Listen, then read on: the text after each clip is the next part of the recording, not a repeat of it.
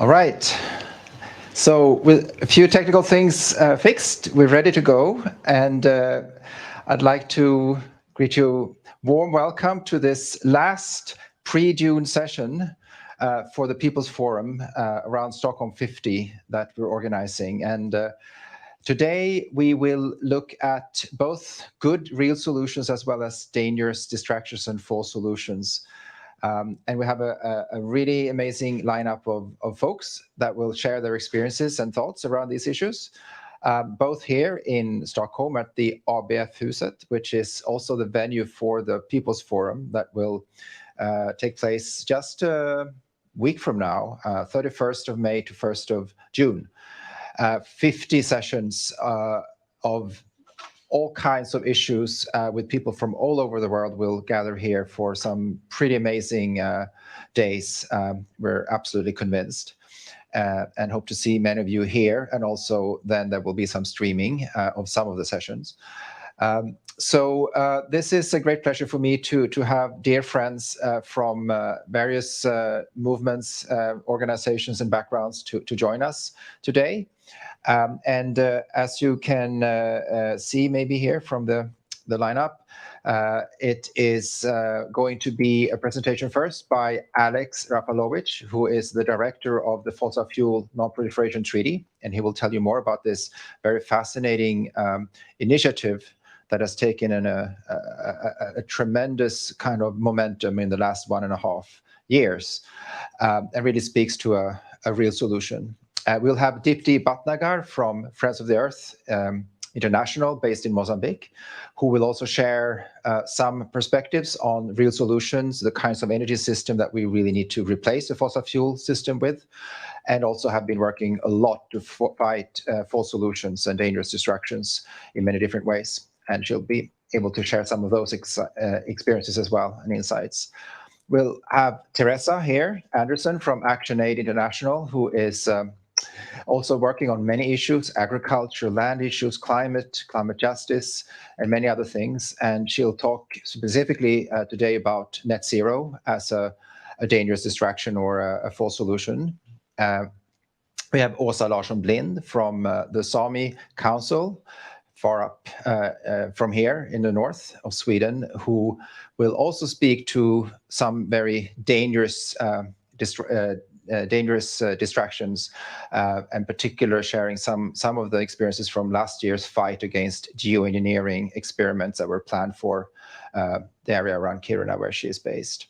And lastly, we have Cecilia Orsila Holm, who is wearing so many hats. She is involved in so many struggles here in Sweden, fighting fossil fuel refineries on the West Coast, protecting forests, being part of the treaty support work with Friends of the Earth, involved in People for Future as a grassroots kind of mobilizing movement, and many other things. So she'll share some of the work she's been doing on both the real side and the dangerous side. So that's what we're offered today. And my name is Niklas Hellström. I have my own platform called What Next, and have also been working quite a lot with the Fossil Fuel Treaty this last, again, 1.5 years, and particularly on the third pillar that Alex will share more about on just transition. So by that, I think we're ready to go. And I'll ask Alex to take the floor and share and tell about this exciting initiative that he's part of driving ahead with so many people and organizations and movements around the world. So please, Alex, the floor is yours. Just make sure you get to appear on the screen.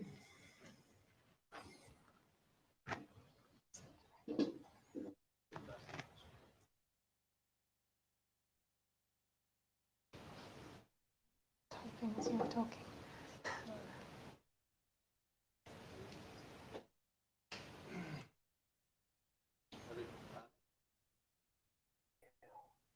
There we go. There we go. Thank you very much, Nicholas. And Alex, we can't hear you right now. Is that because you're mute, or is it something here? I'm not muted. I'm speaking. Okay, here we're getting it back, the sound, yes. Yes. Right. Very good. And Rodrigo, we need to get his PowerPoint also. Here we go. Are you? Thank you. Please, Alex. Thank you, friends. And thank you to all of Swedish civil society who have been so involved in organizing the People's Forum. It's so important to continue to have this space for people and civil society to be able to offer their true visions for the types of solutions that we want and need that are based in justice. And given the framing of this session, I also wanted to begin by talking about what the actual problem is, because we need to focus on what the real problem is so as not to be distracted. And focusing on the problem helps us test whether a solution is real and based in justice, or if it's a false solution and a distraction. And the Fossil Fuel Non-Proliferation Treaty campaign, which we also call the Fossil Fuel Treaty campaign, aims to give us a clear demand set focused on the problem. So the problem, put simply, according to the UNEP Production Gap Report, current plans for the production of coal, oil, and gas are more than double what would be consistent with the 1.5 degree target. So that is to say, government's current existing plans for extracting coal, oil, and gas out to 2030 is not at all compatible with our vision for 1.5 degrees.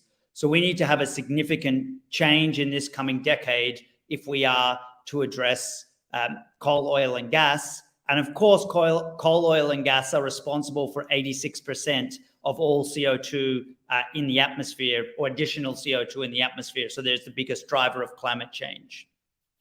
Another way of looking at this is also to recognize that the existing coal, gas, and oil projects, these are the ones that already have open mines, they are extracting today. They also blow us past 1.5 degrees, and only a 50% chance of it on this graph. So we all know that the question before us this decade is, how do we stop the expansion of the fossil fuel industry and begin to phase down the fossil fuel industry? Another way to look at it is the fact that for the last decade, although we have increased investment in renewables, the actual share of the contribution of global energy demand has barely changed. You might be able to see on the graph, it's gone from 80.3% of fossil fuels to 80.2% fossil fuels. And so what we've been doing for the last decade has not been working, and we need to do something different. So we propose a global agreement on fossil fuel production. We believe if we don't develop a global framework for phasing out fossil fuels, we will make the transition harder. We will risk stranded assets, which are investments that are never going to pay off. And of course, the private sector will try and push the cost of those onto the public. The broader financial turmoil that may be a result of an unplanned and unstructured exit from fossil fuels, with those risks and harms most likely to fall on workers and communities. We know that the political power of the fossil fuel industry is used to delay renewable energy expansion by gobbling up government investment, government subsidies, and access to private capital as well. We know that the fossil fuel industry is delaying economic diversification, so allowing countries and communities that are currently dependent on fossil fuels to leave them for more sustainable sectors. All of this contributes to a fossil fuel industry that is incredibly powerful in locking in its norms economically, politically, legally, as well as culturally. People defining the identity of their areas or their towns through their labor, which may be connected to the fossil fuel industry. And so if we don't address this industry, we are going to risk, we believe, further pushes for dangerous geoengineering, these very, very dangerous and risky proposals. And we also risk blowing past 1.5 or even 2 degrees and having even more global heating and even more climate impacts. You may think there's already an international agreement on fossil fuels, but there isn't. The Paris Agreement does not mention fossil fuels once. The Glasgow Pact last year mentioned unabated coal power. That was the first reference to a fossil fuel in the decisions under the Paris Agreement. But there is no focus on coal, oil, or gas production. And what does it mean for economies and countries that are trying to plan for an orderly and just transition from the production of these harmful substances? So we are proposing a global fossil fuel non-proliferation treaty with 3 basic principles underlying it. The first is non-proliferation, which is the idea that we should not add to the problem. First step is to end new exploration and expansion into new reserves. This is an idea that has been called for by civil society for 20 or 30 years, and is one that's been supported by the science over that time, and of course is now supported by voices that many would consider much more conservative on these matters, including the International Energy Agency, who have a 1.5 degree pathway, which says clearly there's no needed investment in new fossil fuel infrastructure, or the Secretary General of the United Nations himself, who has said that it is environmental and economic madness to invest in any new fossil fuels. So that's the first pillar of what we need to do. The second is what we call disarmament. So we need to reduce the existing threat of fossil fuels, which means coming up with an equitable plan to phase out production, which will require negotiation between countries to help determine what is equitable, given historical contributions to the problem, the history of overconsumption in the North, and the history of extraction and colonialism of the global South from the global North.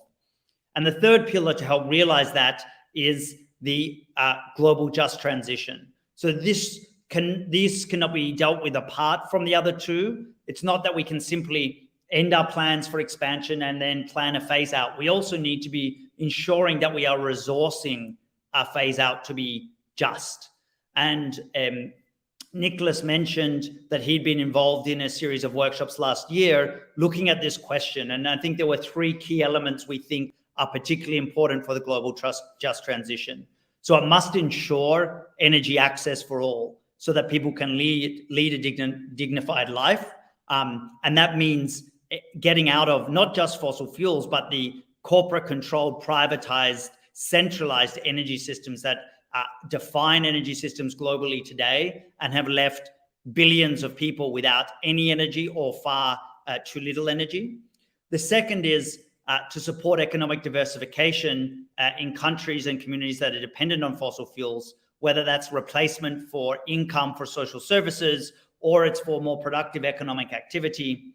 And the third is ensuring that the transition and the planning occurs in a just manner through a social dialogue between the most impacted people, their workers, their unions, and the community and state involved in doing so.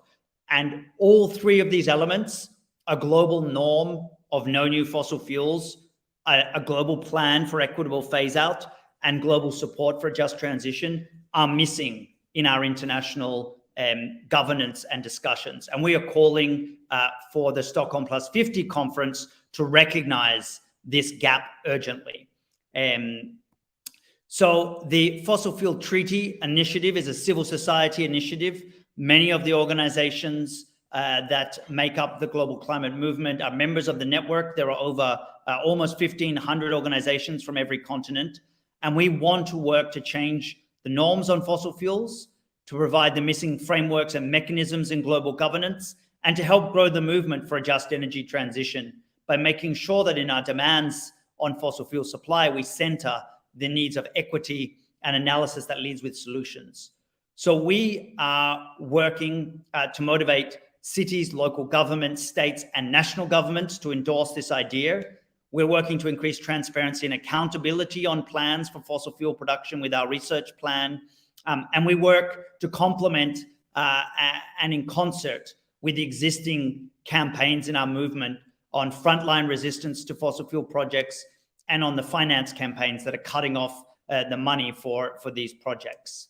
So what I hope to set up with this opening introduction is to give you a little bit more context about the Fossil Fuel Treaty campaign, but also to situate it as being focused clearly on the problem being the plans of the fossil fuel industry to expand production at the very moment we must be decreasing it. And any action that doesn't focus on that question, how do we decrease our use, our transport, and our extraction of fossil fuels, is not a real solution to the climate crisis. If you are interested in finding out more about the Fossil Fuel Treaty campaign, you can join us. We have a campaign hub, which is designed to allow anybody and everybody to start getting involved in this people-driven campaign. And there are a couple more links available. The overarching website is there, and I believe there's a Swedish version that links off it as well. Thank you very much for your time.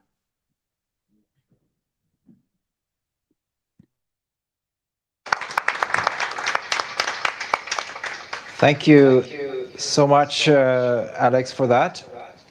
And we'll get back, of course. You can add in points and respond to also what other people say. There's a lot to say about the treaty, obviously. So much happening and so much different kinds of support also happening as we speak. Cities and academics and parliamentarians and many people all over the world who are joining in to call for such a treaty.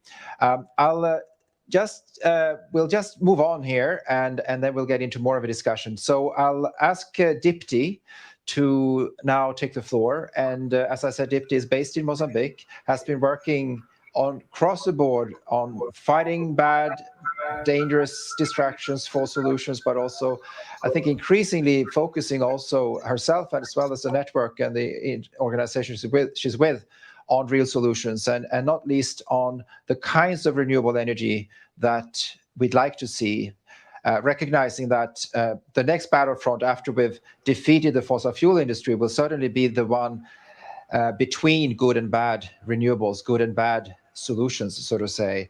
And I think Dipti has a lot of very recent findings to share from the work they've been doing with Friends of the Earth International and allies. So please, Dipti, the floor is yours. Thank you, Nicholas. Very nice to be on the panel with everyone today. So in terms of solutions, what is the world that we want to build together? We definitely need to stop the dirty energy system. We need to take on the logic of fossil fuels. Of course, we need to stop the battles wherever they are happening, coal, oil, and gas, wherever they are popping up. We also need to tackle the logic of the way that the industry operates with complete impunity. And then we do need energy. We see energy as a human right. It's an absolute must for people to live a life of dignity, as Alex just said. But how is that? What does that energy system look like? So we came up with many years ago, 4 years ago, we developed as Friends of the Earth International, People Power Now Energy Manifesto. What are the principles that must underpin the energy system that we want to see? And it's critical that it has certain elements like, where are the materials coming from? Whose land are solar panels or wind farms being put on? And are those communities receiving energy? And are they a part of the decision-making that went into that energy system and those energy processes? We talk about energy sufficiency for all, so that everyone has energy, what they need to use, and no one has too little and no one is abusing it. Obviously, these are principles that we want to follow in the energy system that we want to see. Energy as a common good, not as not as a commodity, but as a basic human right, so that everyone can access it. Of course, we need 100% renewable energy, but for everyone, not just for the elites who can afford to buy solar panels and put it on their roofs. So, and of course, just transition is a really, really important part of that. A transition that protects workers and also the communities that they're located in, because in most of the global south, the just transition conversation cannot just be about the workers, the unionized workers in fossil fuel infrastructure, has to be about the communities which get tied to that infrastructure and also need a way to transition to a different livelihood, because livelihood is really critical. So we've been doing some work on the energy system that we want to see, the principles for that. And last year we released our report called a Just Recovery Renewable Energy Plan for Africa. So of course, just recovery from the pandemic, from the situation that we all find ourselves in globally, but to have a renewable energy plan for Africa, of course, as one of the continents with some of the lowest levels of electrification. So in Mozambique, about 70% of the people do not have access to electricity. These are dire numbers when we think about energy needed as a human right for people to live lives of dignity. So we developed this Just Recovery Renewable Energy Plan for Africa, where we're looking at modeling from Australian academic Sven Teska. And so the plan calls for 300 gigawatts of new renewable energy by 2030 and 2,000 gigawatts by 2050. And just to contrast the numbers for you, in 2016, 6 years ago, the entire continent used 168 gigawatts of energy. 168 gigawatts. What is needed for the people? Basic energy sufficiency for all, 300 gigawatts by 2030 and 2,000 plus gigawatts by 2050. So our plan, based on the modeling of Sven Teska, shows that this renewable energy potential exists in Africa, and it can meet people's needs, and it can support job growth as well. So this renewable energy plan has the potential to create 7 million jobs. It is economically and technically feasible. It is the political implementation, as always, that is extremely lacking. And then maybe to talk about some of the other solutions that we need to see as part of this movement to transition away from fossil fuels and towards the world that we all want to build. So repayment of the climate debt from the global north to the global south is going to be an extremely important part of this transition, because the finance is going to be needed in the global south to be able to have the renewable energy. And of course, it needs to be a people-centered renewable energy system, but there is going to be needed some finance for that. And for those in the global south to be able to come on this transition. So repayment of the climate debt is a really important part of what we advocate, along with the transition of the energy system. There are also some food and land solutions that we talk about. So you're going to hear very soon from our colleagues about the myth of net zero and the false solutions, the carbon markets, and all of these sort of carbon unicorns that are put forward by industry and others, by polluters who do not want to stop polluting. You're going to hear more about that. And to safeguard against that, we actually need to protect communities whose lands are at stake and whose lands are going to be targeted and grabbed for companies to be able to do their offsetting projects. So to counter that, we need to talk about rights for indigenous peoples, rights for local communities, peasants that are living and using ecosystems to keep their communities alive. This is really critical. And to support community forest management and peasant agroecology as the ways that local communities already nourish themselves in many cases. We also need to talk about some economic justice solutions as part of this work that we want to do. We need to support a new economics for people and planet, one that values care work and reorganizes care work to be shared between women, men, and the state. We also need to reclaim the public sphere to make sure that people have, that there is support for public services and people can access very basic public services like health, education, transport, communication, etc. And the last economic justice solution would be that we need to call for a binding treaty on big business, a binding treaty on transnational corporations, including the fossil fuel corporations, but not only. Of course, they need to be part of that. And we need to hold companies responsible for the crimes that they're committing against people, and they need to be held to account. And this process is going on with a process to get a binding treaty on transnational corporations. So these need to be some of the solutions that need to come along with the energy transformation that we need to see. And I wanted to just share some of the big picture thinking that is happening at Friends of the Earth, and of course in so many other amazing spaces. And we need a change of mindsets. We need to be showing solidarity. I think that's a really important value that needs to come along in all of our struggles. My struggle is your struggle is my struggle. What does that look like? How do we support each other? How do we connect up our struggles? And that's the change in value system that I think is really important and really much needed. And in Southern Africa, from the Bantu languages, there's a value system called Ubuntu, which is I am because we are. And it's that human interconnectedness that I feel really needs to be a part of the work that we're doing in the energy transformation, and in all the system change work that we're doing is to center justice and to center the value of Ubuntu. I'll stop there. Thank you.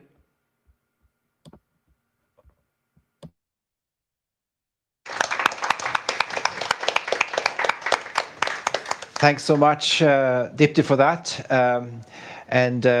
Yes, adding a lot of things on the table for further conversations. I'll hand over straight away to Teresa Anderson, who'll pick up on what Dipti just mentioned, and particularly look at the challenges and problems with the very fashionable net zero discourse that we've seen taking off very significantly in the last few years. So please, Teresa. Sorry. Hi, that works, right? Okay, great. So you had Dipti talking about alluding very quickly to the issue of net zero. And you've probably been hearing how net zero targets have become all the rage. Here in Sweden, the government's announced a net zero target. They're very proud of it. And, it seems like civil society, much of civil society, and can I get this back somehow? The presentation. Civil society, governments, corporations, media, the public, everybody seems to, be buying into the idea that net zero targets are synonymous with ambitious climate action. And COP26, which was in Glasgow in the UK, about 6 months ago now, the UK government as the host was all for, pushing governments and corporations to announce net zero targets. And there was this big momentum, the net zero COP. And we've seen in the last few years the UK, the EU, Canada, France, Shell, New Zealand, Sweden, and many other countries announce net zero targets, as well as corporations like the fossil fuel industry, the food industry, airlines, cement, mining, steel, dairy, all sorts of corporations are announcing net zero targets. So everyone's assuming, great, the more net zero targets we have, the better, right? We're really on track for solving this climate problem. But actually, no. In fact, the opposite is true. And that's because, for a lot of reasons, net zero targets are being used to delay urgent action. I mean, we see these targets are being announced for net zero by 2050, or in Sweden's case, net zero by 2040. This is like nearly 25 or 30 years' time. And that means like continuing inaction for like another 20 or 30 years. These targets allow polluters to continue greenwashing, business as usual. In most cases, these targets rely on technologies that don't even exist yet. They just hope at some point a technology is going to be invented that can fix the solution. So that means they can carry on right now anyway. For ActionAid, my organization, we're a social justice development organization, human rights, working in 45 countries, most of which are in the global south. And we're really concerned that net zero targets are going to end up driving vast land grabs, especially in the global south. And basically, because it's impossible to achieve the net carbon offsetting component of all these net zero targets, they're likely to they can't happen. So basically, you'll have a lot of noise about net zero, about solving the climate crisis, but an inevitable failure to prevent runaway climate catastrophe. And so let's take a step back. I mean, we've heard from our colleagues, Alex and Dipti, what do we really need to avoid going over the threshold of 1.5 degrees warming? Well, we need to minimize the total amount of CO2 that's just being put into the atmosphere. We don't want to be putting stuff into the air and then relying on some other system to take it out. We want to stop polluting in the first place. And that means restructuring, totally restructuring our energy systems, our agriculture, our housing, our transport, our industrial and our economic systems. And we need to start today. We need to be bringing global greenhouse gas emissions down to as close to zero as possible, whilst also protecting and restoring biodiverse ecosystems and protecting, rights while we do so. And that means we need ambitious milestones, for 2025 and 2030, so that we can radically cut greenhouse gases. This doesn't mean waiting until 2050 to solve the problem. And this also means that the wealthy polluting countries that have done the most to cause the climate crisis have to act first. They have to do their fair share, and they have to provide climate finance so that lower income countries can be supported to transition to greener pathways. Now, net zero sounds good, sounds a lot like zero emissions, doesn't it? So that's why people are celebrating it. But if you look at this little diagram, it shows all the different options of what net zero can really mean, right? So you could have 0 tons of CO2 minus 0 tons of CO2, that still gives you net zero CO2. But if you have 10 tons of CO2 and you somehow manage to subtract 10 tons of CO2, that gives you net zero CO2.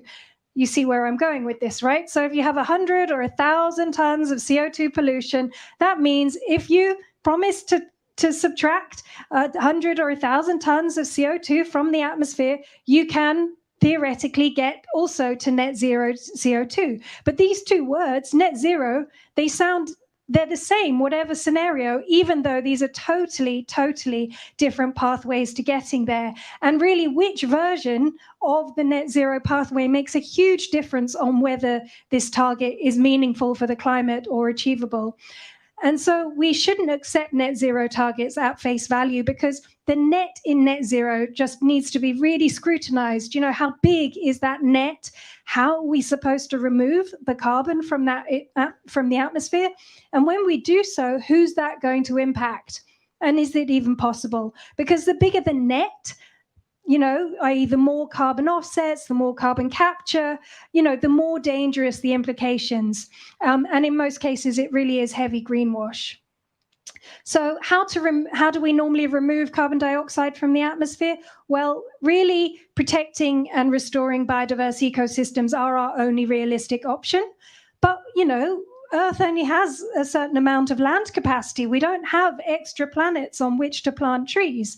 And in actually most government and corporate targets just assume that we have infinite land available to plant more trees on. Completely unrealistic assumptions about carbon offsets and tree plantations. They're also talking about technology idea, fantasy unicorn, as Dipti said, of bioenergy with carbon capture and storage, BECCS, which is the idea that we'll cut down forests and burn them, but we'll store that CO2 underground and everything will be fine. Well, that involves cutting trees down, so not a great idea. And B, the technology to store that CO2 underground may never work. I mean, they've invested billions, hundreds of billions in it, and it still hasn't worked, and it may never work. I've lost my slide. Where is it? Oh. Or they're basically hoping that at some point in the future, somebody else will involve a new technology and then it will be fine. So really all of the net targets added together come to far more than the Earth's capacity. There is not enough land on the planet to net off all these net targets. And we see that global South communities are going to be paying the price of land grabs and carbon colonialism yet again. And we saw this with the biofuel land grab of previous years. And we fear it's happening again. So in conclusion, this is just a quick graph, which I won't go into, about different scenarios and the assumptions. But basically, net zero targets are dangerous, are being used to greenwash business as usual. You know, net zero by 2050 is too little, too late. This relies on land to suck carbon out the air, and it's going to drive vast land grabs and cause hunger. And all the nets added together come to more than the world can achieve. So we need to scrutinize these net zero targets. We cannot accept them at face value, and we need to minimize reliance on this idea of removing carbon dioxide from the air, because our only option is to reduce emissions at source through real and radical transformation, and we can't get caught in the net. Thank you.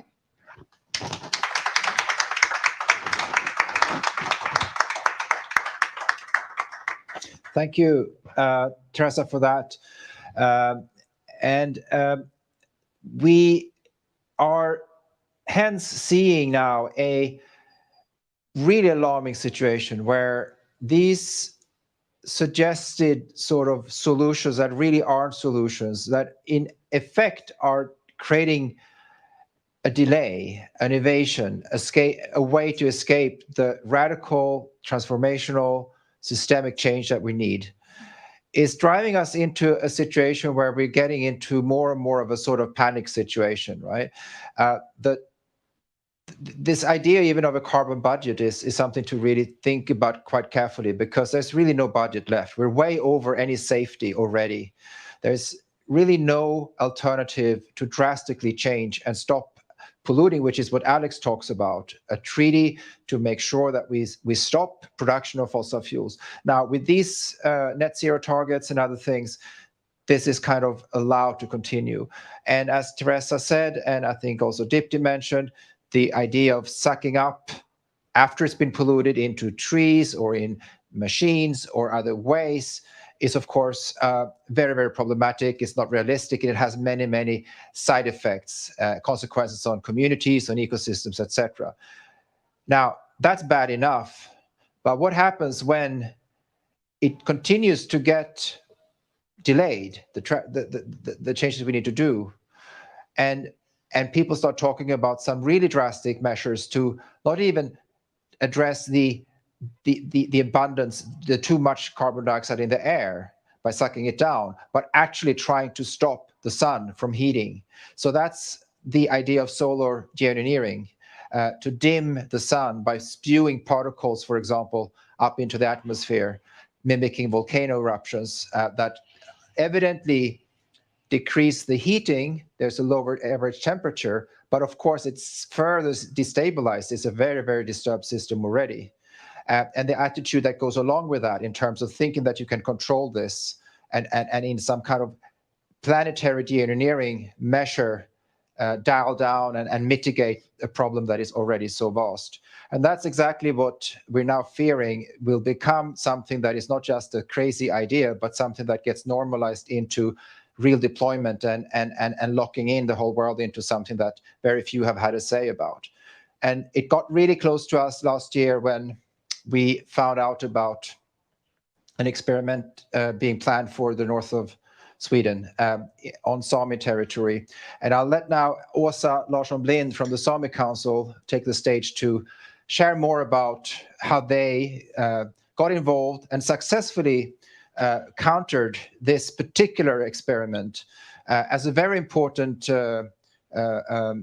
measure to stop the normalization, and of course also getting a very critical debate going across the world, really, and also was in pretty much every major news outlet and TV show last year around this. So Åsa, please share some reflections from from you on this and other related aspects, obviously, when it comes to real and false solutions. Thank you so much, Niklas, for that introduction, and I hope you all hear me. I also want to thank all the previous interventions from the panel from giving very interesting and very bringing so many thoughts in my mind when speaking to you now. As Niklas said, we came very close to the solar geoengineering technology last year, and I have to say that was our first. I work for Sami Council. It's an NGO, an IPO, Indigenous Peoples Organization, and we work to promote Sami and Indigenous rights and the right to culture and the right to our lands and territories.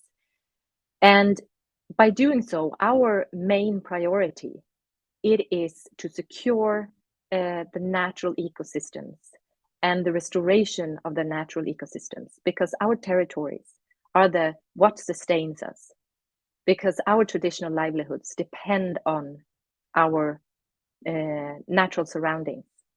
And so that has been our, and is our primary goal and our priority. So in that sense, we haven't been into this technological side of the climate change discussion before. As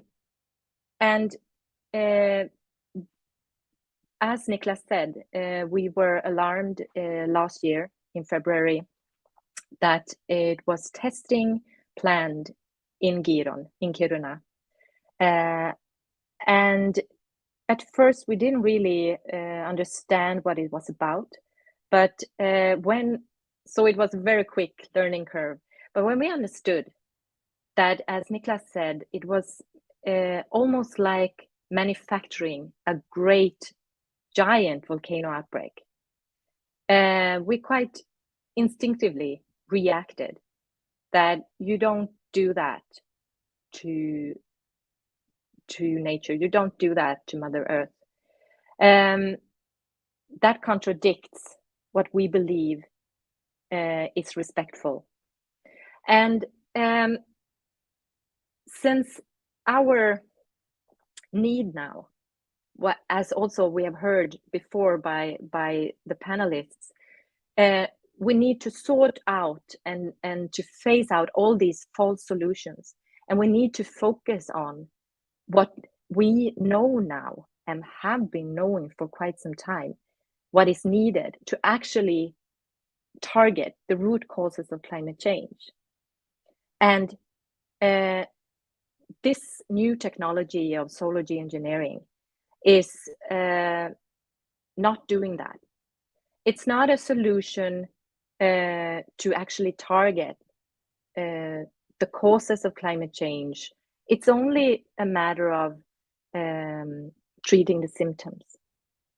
So from our perspective, this is not a solution for the future, and thus nothing that we should put our time and effort on.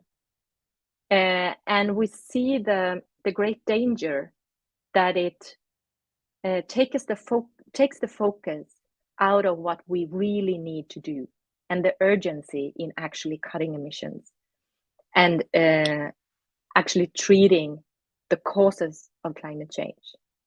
And this is something that we have raised because when we heard about this Scope X and we reacted and we sent letters together with great allies, other indigenous organizations and environmental organizations, we managed to stop the testing. And we have had many reactions to that. So we've heard many reactions of that. These were really small tests, and we know that. And that these tests were not causing any environmental consequences. Yes, and we know that.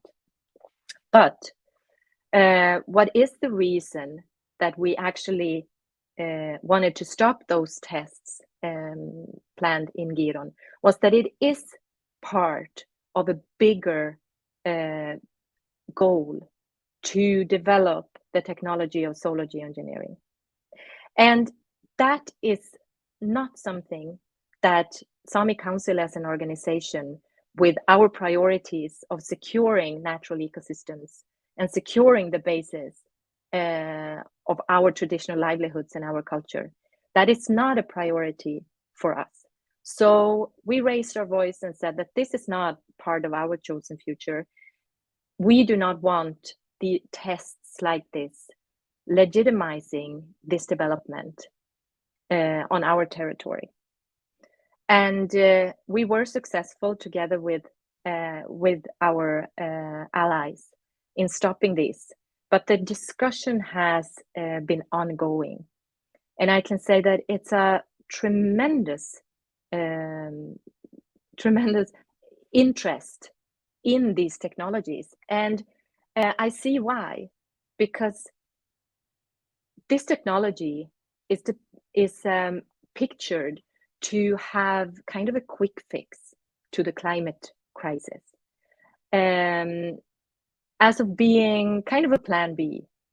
With all the urgency report of how far we have let the climate crisis actually go, and the short time frame we have now at actually succeeding, people are very keen on finding a solution that makes it less urgent. And this is what I see is the great risk with this, because we know that it's so hard. We've seen this up until now, so hard to mobilize for the needed action. And what if we now get a plan B, the notion of a plan B, because no one knows if this actually works and no one can calculate for the consequences. But the notion of a plan B that can actually give one more reason to the big economic interests behind fossil fuel industries to just lean back a bit and say that, okay, but we'll wait just a bit to see. Maybe we don't need to do this transition. Maybe we can continue business as usual. And that might be actually what makes us not reach the targets. So that's the bigger picture that I see is a great risk with this discussion of technology as a quick fix, and the salvation in the climate crisis, because it is merely treating the symptoms. So that is kind of the main background for us involving in this discussion and keep raising our voice and discussing this issue. Not because it will affect us as indigenous peoples more than others, but because it will also affect us. And we have been advocating for climate action for a very long time. Sami Council, other Sami organizations, and indigenous peoples around the world. And so we will also engage in these discussions of what not to do. So I think I will stop there, and looking forward to hearing the others in the panels and maybe a discussion afterwards. Thank you. Thank you so much, Åsa, for that very key framing. And of course, there's a lot of juicy details to this particular struggle and the case, which there's also some quite a lot to read about from all the coverage that happened. I will get back to that, I'm sure. I'll let Cecilia now take the floor as our last panelist. I already introduced you. You have many hats, and again, you've been following this. I think you followed this very keenly, the fight of Åsa and others up in Kiruna, but you've also been very much involved in many other struggles directly, and have some reflections to share. So I'll let you take the floor, Sila. Hello. No. Yeah. Yes, hello. Yes, thank you a lot for the talks before. And I just start to, oh, this is a picture, not should be. Now? No. Okay, first I talk a little about Fossil Fuel Treaty. I'm not alone working with this in Sweden. There's a lot of people done a lot, like Lania Rashid, Hanna Johansson, Peter Forsberg, Fred Eriksson, Julia, Herberling, yeah. We work into 3 cities like Stockholm, Gothenburg, and Malmö, and we've done a lot of active works, and it's been very interesting because the people understand it very quickly. This treaty that is very forceful and that it could be a very strong tool. So, like a lot of groups have endorsed it. And then I will talk about some other things that is more like a real big refinery. It's situated in Lysekil and in Gothenburg, called Premraff. And I'm also one of them that have been working against that, because they want. The story was that 2 years ago, Premraff and Lysekil demanded that they be allowed to increase their emission in order to refine cheapest, thickest Russian oil for petrol and diesel.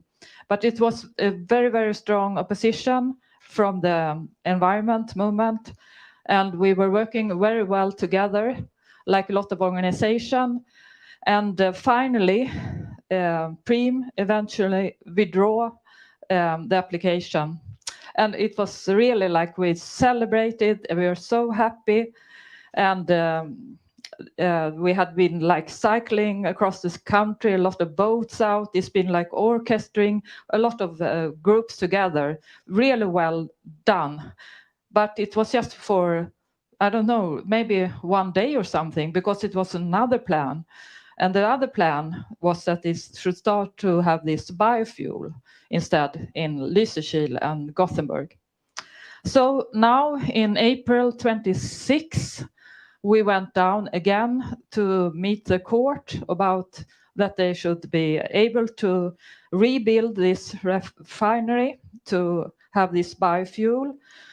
And just 1 day before, we heard on the news, it was all over, that Premraff got this extraordinary big favorable grant, 3.5 billion, just the day before. It's like, okay, what's happening here? But anyhow, we went down and said no, because we know that biofuel is not the solution. It's actually a very false solution, because it also have a lot of carbon dioxide in the atmosphere, the same. And we were informed a bit more detailed, and it was very complex. It's very hard to understand, but the main thing is that they put slaughter waste from the forest and also from rapeseeds together, and you put it in a very small percentage in all the petrol, and so you can continue to do the same, like the same infrastructure. You don't have to change. You can just go to the petrol station and you think you make something green. Actually, they got the prize, I think last year or something, greenwashing prize, Prem. Yeah, congratulations. Well, yes. And so we have in Sweden something called reduction obligation. It sounds very complicated. Everything about the forest is very complicated and a lot of numbers here and there. So you put some percentage into the petrol, and this should be increasing and should be tripled by 2030 or something. I think it has stopped now because it was so expensive, but it will continue because they build all this refinery. And what I want to say, it's very close to the forest industry, because the forest company also have high expectation of to market, to sell this. And they want to have 1.5 terawatt of biofuels, and they want to increase it and have 10 terawatt by 2030. I'm sorry, I'm not so good at all this, but now I'll show you some picture here. The first picture, no, it's not, no, one more, there, yeah. So we in Stoppa Premraff, we start to educate ourselves about biofuel and to know about and make this fairy tale about biofuel and what you need to know about it. And next. So it's a lot of words here. You can see it's a lot about how it, like, it's very sustainable. We never had so much forest before, and so on. The reduction obligation, and the thing is, it kind of a mess. And so we take the next picture. So when someone explain it, it's like, what is biofuel? You fall asleep, kind of. And that's the message. You shouldn't understand it so well, but calm down. It is very actually easy, like I explained. Like they just put biofuel into the petrol, diesel, a percentage, and they want to increase it, and they want to make it more in Sweden. That's the whole plan with all the grants. And now we take the next. So we started to work with other groups to learn, like Greenpeace have a lot of knowledge, and also protect the forest. So how does it work? And like here you see clear cut, and everything is destroyed, and it's leak a lot of carbon dioxide. And what we do in Sweden, we have this plantation. That's small trees down there. So, and I will show you the last picture, which is what we did is this, like, okay, we don't want to put out the fire. We don't want to just burn our trees in the cars. That's actually what a lot of things is going to be. And you don't have any leftover if you don't cut down anything. That's the thing. And not a slaughterhouse, what is called leftovers. Yeah, I don't know. We call it leftovers. Yeah, that's also going into the cars. I don't think people know exactly what it is that's going into the cars.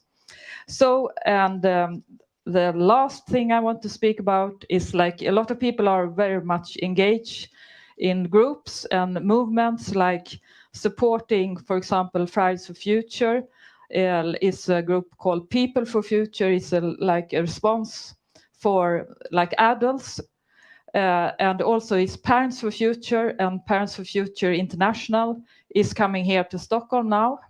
And we have Preachers for Future, Psychologists for Future here. And we have a lot of groups, and we try to support the young, because the next generation, how it should be solved now. They shouldn't solve it. We should solve it.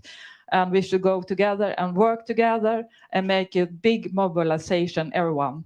Yeah, I think I stop there. Yeah. Thank you so much, Silla, for that expose, really, of various struggles that, of course, are intertwined. And that's the whole thing. I think that's the whole point of this session, too, that we have to follow the problems. They reappear in new shapes, need to see through the nice words, and everything's connected. And so do we need to be connected as we work, and hence wear a lot of hats, and also know each other. And I think that's what's happening increasingly, and that's certainly what will happen again in just about a week's time, when we have our People's Forum in this very building, as we said in the beginning, where so many different kinds of issues and movements are coming together. And of course, our hope and conviction here is that there will be a lot of cross-fertilization, a lot of cross-issue strategizing. And after 2 years of not even having much face-to-face meetings, that will certainly be very valuable. I will see here what... One question, but I don't know how to get obviously. So I think we're inviting questions from the cyberspace, and also to allow the speakers to also, of course, interact here. And I'm sure there's some some ideas and things that have been triggered from the previous speakers, Alex and Dipti, and also of course from what you've heard, and Teresa here. I'd be keen to hear if there is any reflection from Alex, for example, who started, on what you've heard here, because you've now been working so much on the treaty, and in this kind of pushing this real solution, but also being very much aligned with the people fighting the frontline struggles against fossil fuels, but also seeing these false solutions. And you did mention that the treaty has this kind of just transition piece as well, which really bridges to what Dipti talked about. And I guess one question I would have to you is, when you come, this is really global effort, and it's a very radical message, because everybody needs to stop in different pace perhaps, but everybody needs to stop. How does it get across to, say, poorer countries that feel they have been really screwed? There's a huge inequity here.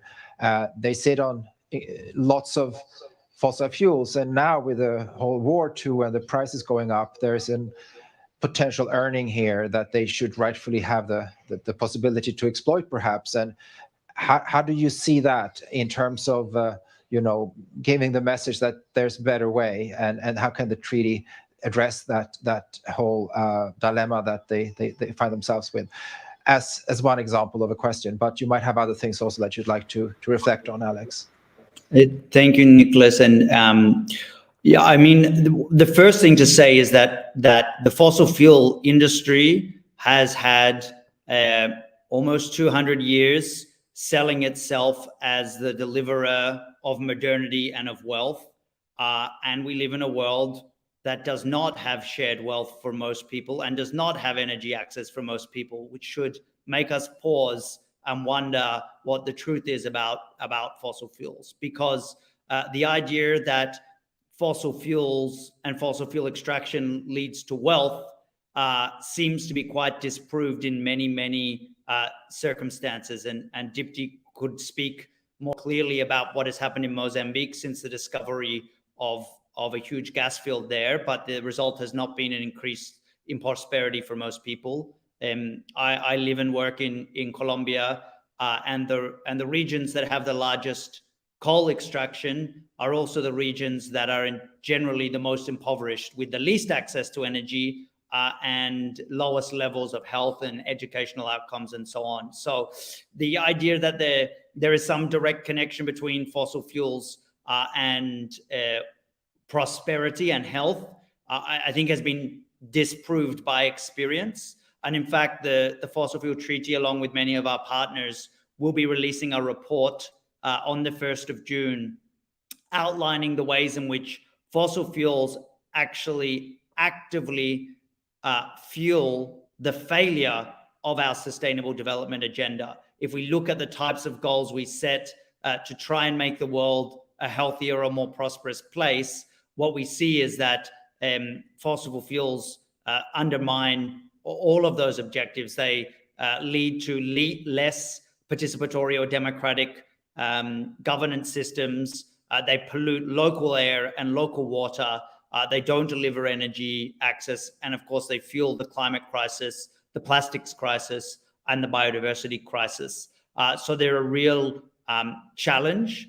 That said, there are many nations and communities that do currently rely on fossil fuel production for government income, which they use to provide, to some extent, government services and social services. And it's a real challenge for those places to be able to say, well, yes, we will stop extracting fossil fuels. We will forego a potential government revenue, which we have currently, structured into our plan for governments, and structured into our plan for applying for international finance, and structured into our plans for repaying currently, odious and burdensome international debt.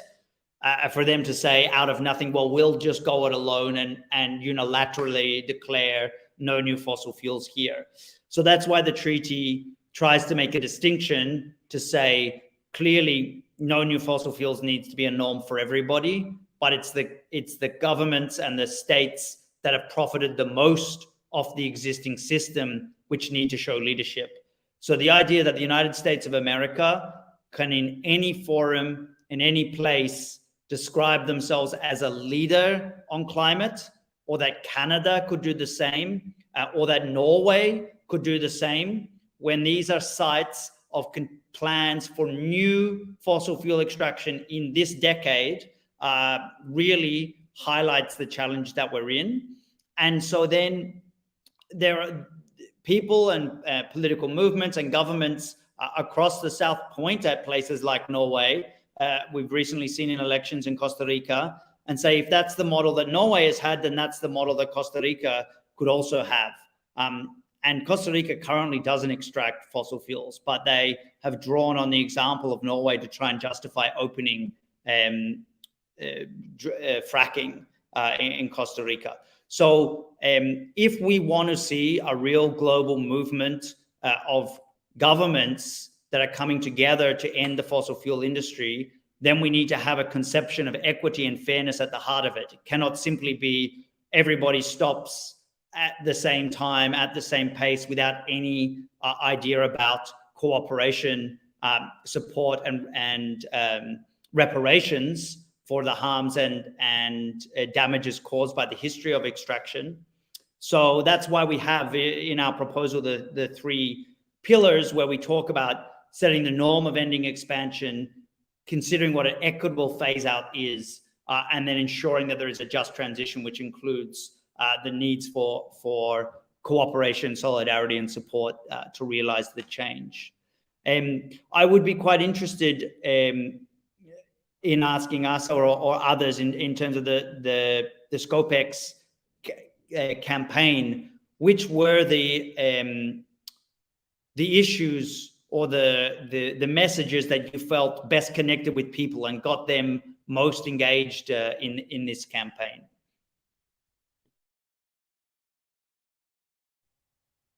Thank you. Thank you, Alex, for that. And just to also connect to one of the questions we got here from the audience online, it talks about Renee talking about the sort of is it not a necessary decline in GDP and the consequences of that from reducing fossil fuels? And I think you partly answered that, Alex. And I think also just to emphasize that what is really key here, and also I think very encouraging and liberating in a way, and also very much integrated with the Fossil Fuel Treaty framing, is that we're really talking about not just a swap of fuels, we're talking about a very different development model. And luckily, with the stroke of luck, coincidental, the renewable energy sources and technologies that we need, solar, wind, small hydro, geothermal, they tend to be prone to be democratized. They tend to be conducive to decentralized, small-scale distributed production, like nuclear power and big-scale stuff, which needs militarization, huge capital, are produced in one big space, and very, very concentrated sort of power and capital sort of as a necessity is not really there for renewables. They can be, and that's part back to the realization we had in the beginning that could be bad for renewables. But there is a potential for a different kind of system of energy production that can be leading to a different kind of economy, a local development kind of economy that can generate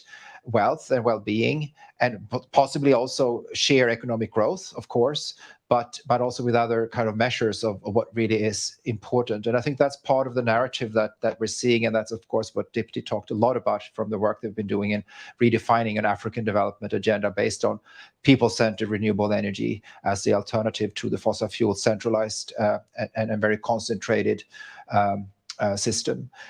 But back to, I think, Åsa, as you were given a direct question there from Alex in terms of what worked, but also seeing that I think you had some you wanted to also reflect on what Dipti said on just transition. So I'll hand over to you, Åsa, so you can sort of package that together. Yes, thank you. And thank you, Alex. Yeah, many thoughts from the very interesting comments. And I think as I will get back to also Alex's question, and I think that will I will put it in here. But I want to start by commenting on what Dipti said in her presentation earlier about the need to actually question the system that we have now and what we are promoting. And as you mentioned, the need to respect the rights and bring in the perspectives of marginalized groups, and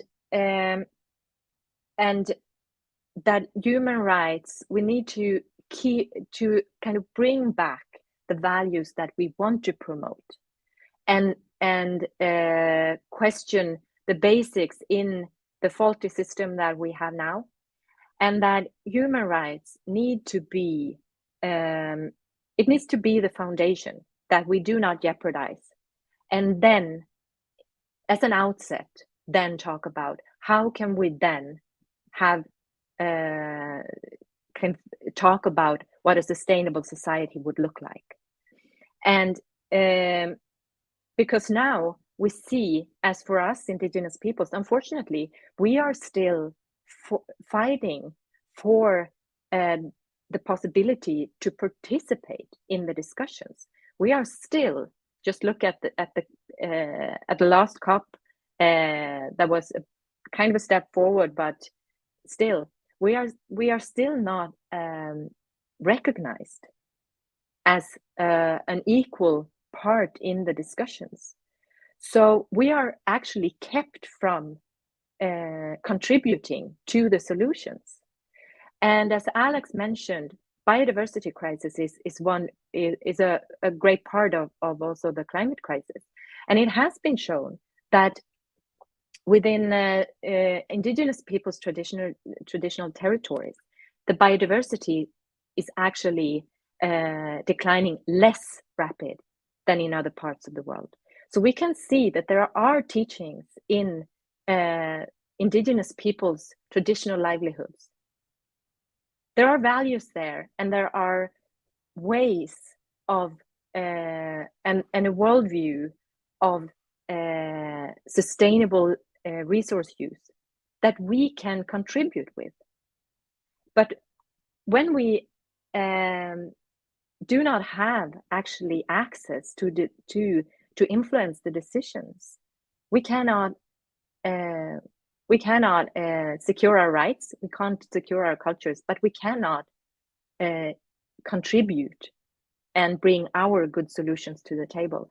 So we need to, for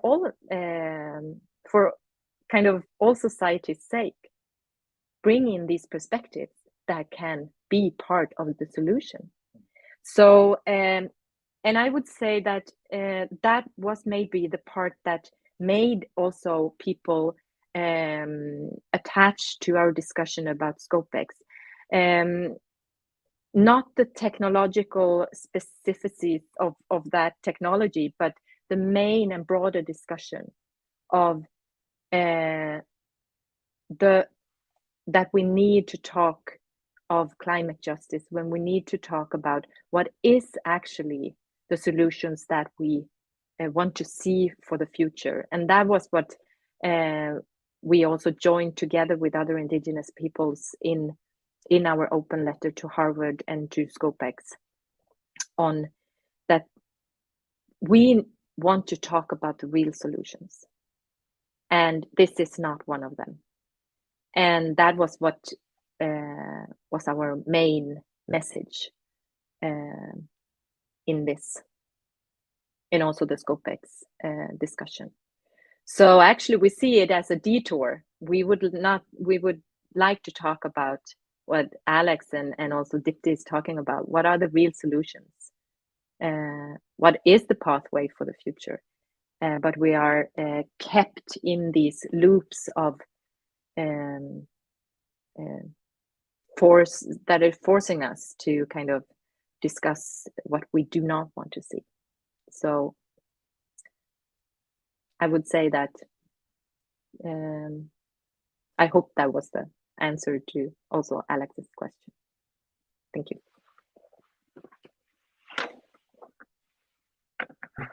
What was very interesting, and also just mentioned that how you took the successful fight against this project, this geoengineering experiment up in Sápmi, away from sort of your backyard or your territory, straight to the heart of Harvard and where this project came from, and challenged them at their home turf, which I think was just brilliant way of really showing also that this wasn't just about you not wanting something in your backyard, but this is wrong for everyone everywhere. And I think that was also powerful in the letter where you said, you know, this can only proceed if there's absolutely full consensus, which of course will never happen. But that's really the principle you would need to have for something that is so totalitarian, so existentially dangerous as solar geoengineering. And that was really a powerful argument that was turned back on them. And also to reflect that the other side has become also quite sophisticated in taking our narratives. So the appropriation of justice and climate justice, for example, and saying that if you're fighting this, you're denying, intergenerational justice because you're not allowing these potential technologies as solutions to be applied in the future by young people, and that's wrong. While in effect, as you said, also, by even talking about them, you foreclose possibilities of actually getting to the real solutions, because you allow the fossil fuel industry to continue and you allow these sort of business as usual to happen. And then we're stuck in an impossible situation of global warming and many other problems. But that kind of twisting of narratives and appropriation of terms is something we see increasingly, I think, as just a general comment. I wonder if we have anyone else here, Teresa or Sila, who wants to say. And also we have a question from the audience.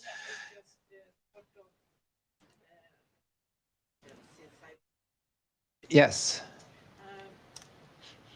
What is the current strategy now? We are now. Alex mentioned there is a struggle now in Norway where the climate activists are trying to educate so we're getting some sound here for those who are listening in. Yeah. So Norway, the question is, where are we? The Norway. labor movement in Norway doesn't want to discuss this at all, about the fossil fuels of Norway. Here in Sweden, we have a very strange political situation. Neither the political parties nor the voters here in Sweden at this very moment, even if every day fossil fuels are discussed in the war in Ukraine, the Russian oil and everything, but even so, neither the public or the political parties seem to be interested in the climate crisis. There are so many gallops now that tell us this, and it breaks the heart of every climate activist at the moment. So what is are there strategic discussions within this initiative, and what are they? How do we continue to get the rich countries on board to try to influence our local situation here? So I'm not sure if it all came through, but basically. But did you get what we got what I'm you said, about? and the problem of Norway, and also and Sweden. In Sweden, the lack of interest Yeah. for climate, and with the war and so on taking the stage and crowding out a lot of these conversations. And I think, just to say, that was some interesting climate feature in the Australian election just now, where Yeah. that kind of actually made a big difference. And of course, Alex is actually from Australia, so he's probably quite upbeat about that. But Sila, you've been spending a lot of time in Norway too, and you're really working here and being quite connected to, I think, where people are. How do we get this up? For example, in Norway, it's I know a lot of climate activists there, and it's very hard because, I mean, your aunt, your everyone is working in the oil industry, kind of. And but now, for example, Extinction Rebellion start to be much active, and it's got into the media, and they start to actually get the point of you just destroy this. What about us, the next generation? And I think it's going to be more and more. They are trying to sue the government. It's a paragraph in their law. 112 is called, and it was Greenpeace, grandparents, etc.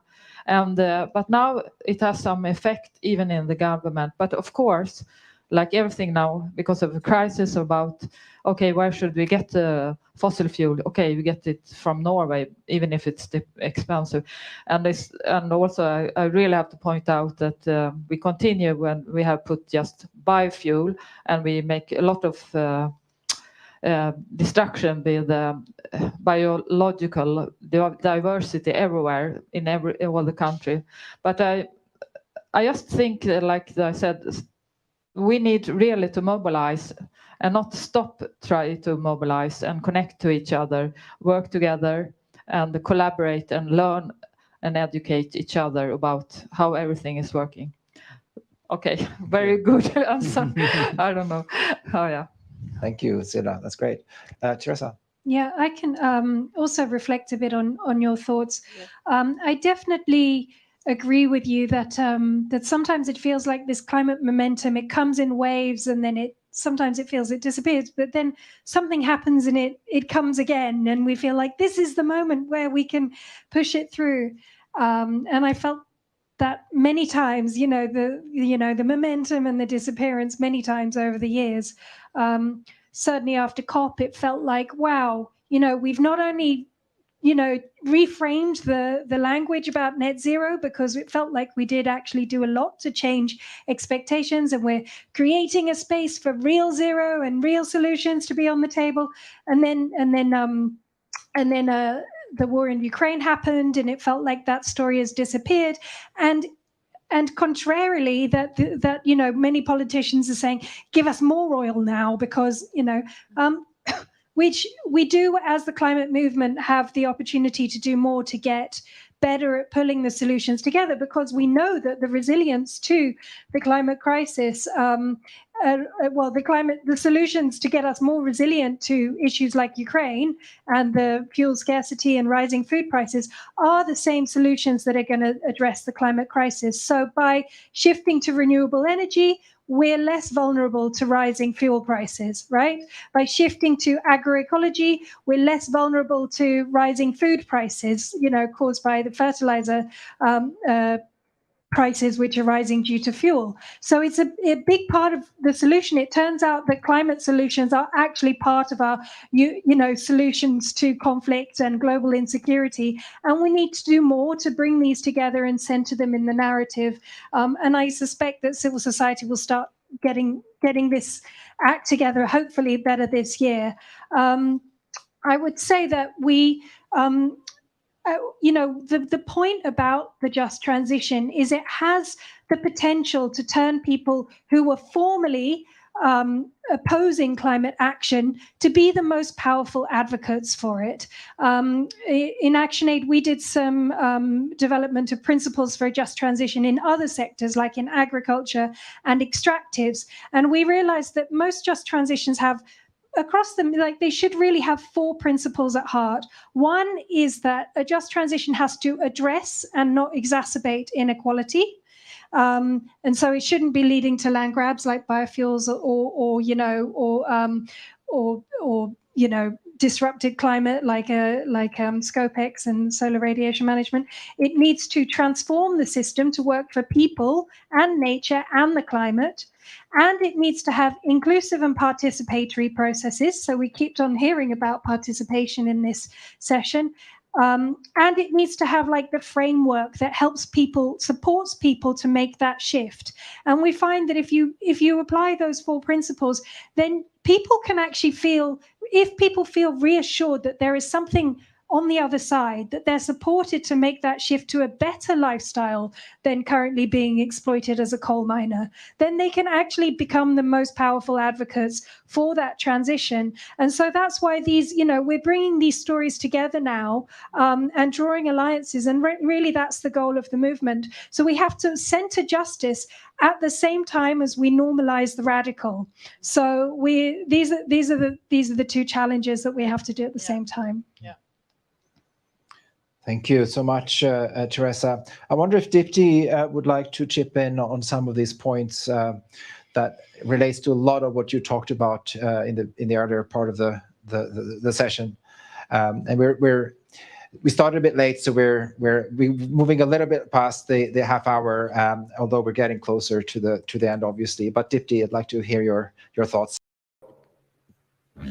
Sure. Sorry, my computer just powered down and I don't have my charger, but luckily Alex and I are here in the same space. So that's extremely helpful. It's such a fascinating conversation, and I think that people are raising really interesting issues. The question about GDP, I think Alex definitely alluded to the fact that what I was also thinking is that maybe we don't need to use GDP as a metric for how we're doing in society. What if we used human dignity instead? What if we used completely different metrics? And that goes back to what I was saying about the value system. Like, what are we using to judge ourselves and our human experience? And why are we continuing to use GDP when we know that the model of GDP is telling us that it wants unlimited economic growth, and we know very, very clearly that we live on a finite planet and that we just cannot have unlimited economic growth on a finite planet with finite resources. And we also know that we do not need to live that way. So I think that, these are some really interesting conversations happening here. And I wanted to offer that, going back to the question that was asked about, Sweden is not really thinking about climate change right now. And I think this is what I was saying earlier about solidarity. I think we just need to, agree with everything that Teresa just said about centering justice. And I think we also need to center solidarity so that, for people in Sweden to understand that their actions, like we are on this common home of ours together. The actions of people in Sweden are very directly related to, impacts faced in Mozambique or in India or in Colombia. And I think that that's part of the work that we need to do, is to talk about this human connectedness and to get people to understand, like to have that political motivation. As Teresa was saying, there are waves of, whether or not people are interested in climate. I think we just constantly need to bring it back to the fact that this is about justice. This is about people's lives. This is about survival or not. That's what's at stake for people and communities. And I think that's what we need to talk about in this conversation. And lastly, and of course, for a Swedish audience, I mean, someone like Greta has really showed us the way that we need the next generation of activists to pick up this issue, as has so beautifully happened in a place like Sweden, but needs to happen so much more in Sweden and in all of our countries. And for us, as slightly older climate justice activists, to figure out how are we actually going to do this together? How are we going to bring more people into the movement of all ages, but especially the younger folks, to understand the struggles that Indigenous peoples, local communities are facing, to understand and contextualize 500 years of genocide, colonialism, and slavery that has led us to this point, and that the climate crisis isn't just something separate. It's actually very linked to these systems of inequality that, you know, that for all of these generations that have brought us to this point, and to then take that analysis together and to really, you know, build for the future. Like, we really need to bring more people into this movement and bring people along. And I think that's the work of political formation and education that we need to be doing together. I'll stop there. Thank you so much, Dipti, for that. I think we're nearing the end. So any kind of last, 15-second, oh, there's a question here from Tord. Okay, well, let's have that one then, and we'll go a little over time, but let's keep it quite succinct. Well, thank you very much. It was really inspiring, especially the story about how the Sami people went to Harvard and claimed the necessity of total consensus. I think this kind of struggle, it's very necessary to bring forward not stories, but demands. And this is a demand. If I should be critical, I think there's a little too much about stories. It's certainly not time to only bring about stories. It's time to put specific demands on the table. And I think the climate movement has really to reconsider its total lack of understanding power struggles. It has not been at all interested in the military issues, not even COP26 coalition addressed the military issues.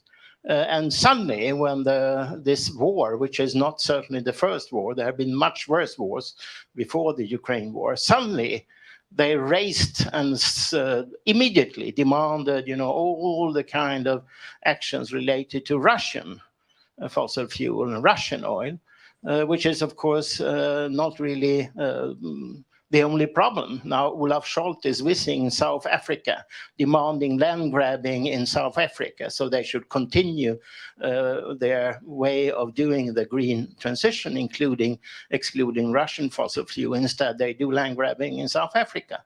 So with other words, I think that the answer to these issues maybe is the need for putting power struggle into the middle of it, including the kind of maybe micro struggle, which I think is utterly important from feminists or Samic people, but also attacking the militarized neoliberal world order, where actually Sweden is really one of the driving worst militarized forces on earth, destroying Afghanistan, destroying Libya, etc., etc. And of course, we have the Russian version of this military neoliberalism as well, which also has to be attacked. Thank you. Thank you for that comment, really, Tord. So let's wrap this up and see if there is any sort of last, 15, 30-second points from the panelists as a way of concluding a discussion that, of course, has touched on many things. It can't be concluded in a short space of time, but I think we've really put a lot of stuff on the table. So who'd like to take a first go in a sort of concluding round? Thank you. One reflection that builds off that question around kind of the logic of neoliberal capitalism, and also that question around apathy, is I think part of the neoliberal and Western way of knowing is that one thing is connected to one other thing, and it's linear. You do one thing and a linear reaction will happen. And that's not how the world works. And that's not how change works. So we're going to see the change happen in a non-linear impact. And so that unfortunately is true of the climate impacts that are locked in, but it's also true of our capacity to change the future trajectory of climate change. And so I encourage everybody to continue taking efforts where you are in your community in the way that you can. You may not see a direct result today, but the change will come in a way that maybe we can't exactly predict or expect. Can you add anything, Dipti? I think that's really beautiful, and I do want to appreciate your comment, Tord, about militarism. And for sure, that is something that is such an overt form of hatred and violence that is absolutely at the core of what we need to be stopping as a planet. I mean, we're talking about, our starting point is even, trying to build communities where people are living lives of dignity, etc. And I think it's absolutely a given from where I come from, that we need to be stopping hate politics. The rise of the right that is happening in so many countries, from India to the US to Brazil to Hungary, so close to you. So I think that is absolutely something that we need to work on, and I think is very much a founding principle of climate justice, is that we need to stop that and then build the society that we really want to build with the value systems that we want to bring. Thanks. Thank you. Yeah.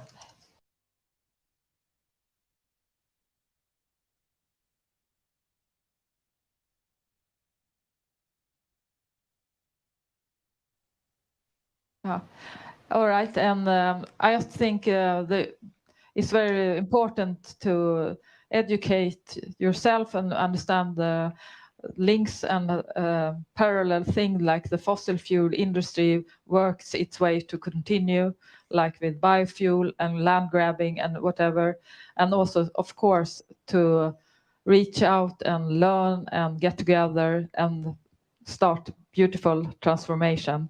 Be strong, yes. Yeah. And maybe my last point will to take us to something that I heard put very clearly throughout the session, which is reminding us that the real solutions not only center justice and are radical, but are the ones that go directly to the cause, address the cause of climate change rather than trying to address the symptoms. And I think these are the kind of principles and guiding stars that we just have, that will help keep us on track, and that we can't deviate from, because if we try to take a shortcut to the faster solution, we actually get lost on the wrong path. Thank you. Åsa? Yes, I would like to pick up on that, because I think what we need is to question and to have these critical discussions on the perspectives. Because as I see it, foundation of climate crisis is very much driven by the colonial worldview, and that is all over the world. And as I see it, also this extraction of natural resources and the notion that we should be bigger and better and gaining more, and that development and progress is based on the economical gain and economical growth. So in my perspective, we need to cut these colonial structures, and we need to look them in the eye and say that that is not the future that we want. And that is also what I see with these real solutions towards the climate change. We need to have these critical discussions so that we can bring up what is the alternative for a true sustainable society. So that would be my concluding words. And thank you all to the panel. Thank you so much, Åsa, for that. And I think that couldn't be a better way of wrapping up a conversation like this. I think there's not much more to say, but thanking you all for taking the time to join us, all the panelists and the audience here in ABF-huset, and people wherever they are in the world who are listening in. Thanks so much for this. It was tremendously stimulating and thought-provoking to be having this conversation with you all, and we look forward to continued conversations and action, as Cecilia just said. And again, welcome to come back here for the People's Forum, which is happening again very soon around Stockholm Plus 50, and there's much to check in on the web. Maybe there is a sign, www.Stockholm plus letters plus 50.se.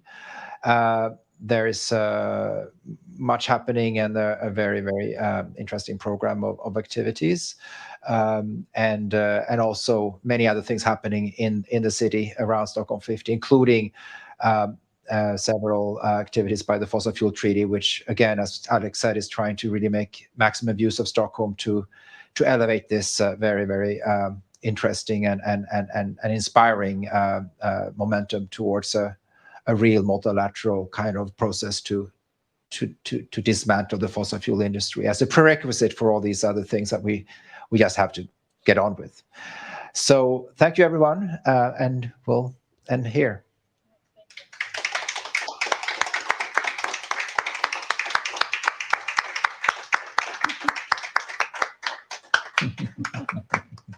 Thank you all. Ciao. Bye, everyone.